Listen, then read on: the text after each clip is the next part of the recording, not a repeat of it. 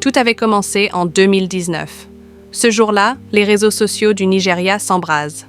La jeune actrice Regina Daniels, âgée d'à peine 19 ans, vient d'épouser Ned Nwoko, un homme politique et homme d'affaires de 59 ans. À l'annonce d'un mariage polygame, célébré selon les traditions, sans robe blanche ni église, il n'en faut pas davantage pour que tout le pays s'interroge. Les images de la cérémonie circulent partout au Nigeria.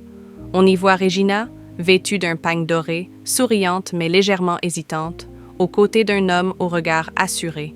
Autour d'eux se tiennent des chefs traditionnels, des notables et une foule de curieux.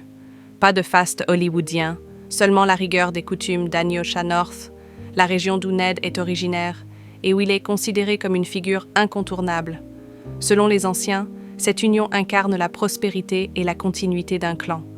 Mais pour beaucoup d'autres, elle symbolise la perte d'innocence d'une jeune fille encore au début de sa vie. À cette époque, Regina est au sommet de sa gloire. Enfant prodige de Nollywood, elle a grandi sous les projecteurs. Derrière cette réussite, pourtant, se cache une famille simple. Une mère très présente et un père discret, profondément chrétien. Ce père s'oppose catégoriquement au mariage. Selon lui, sa fille mérite de vivre avant de s'engager aux côtés d'un homme déjà marié 5 fois. Pour lui, l'écart d'âge et l'union polygame représentent un sacrifice de liberté. Sa mère, Rita Daniels, elle aussi actrice, ne partage pas cet avis. Elle estime que Ned est une bénédiction, un homme capable d'offrir stabilité, prestige et sécurité à sa fille. Entre l'amour et la raison, entre la foi et la promesse de richesse, la voix du père finit par s'éteindre. Le mariage est célébré selon les rites anciens. La veille de la cérémonie, un prêtre traditionnel du village de Ned est invité à bénir l'union. Certains témoins racontent que, durant cette nuit, Ned aurait rappelé une condition qui lui tenait à cœur depuis toujours.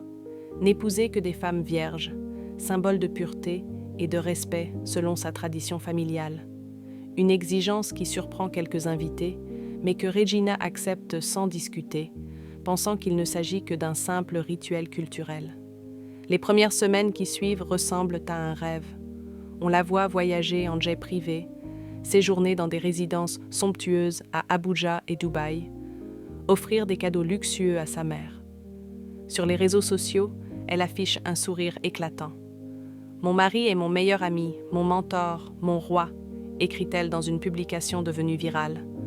Ned lui répond, fier, « Je suis honoré d'avoir épousé une femme si pure et disciplinée.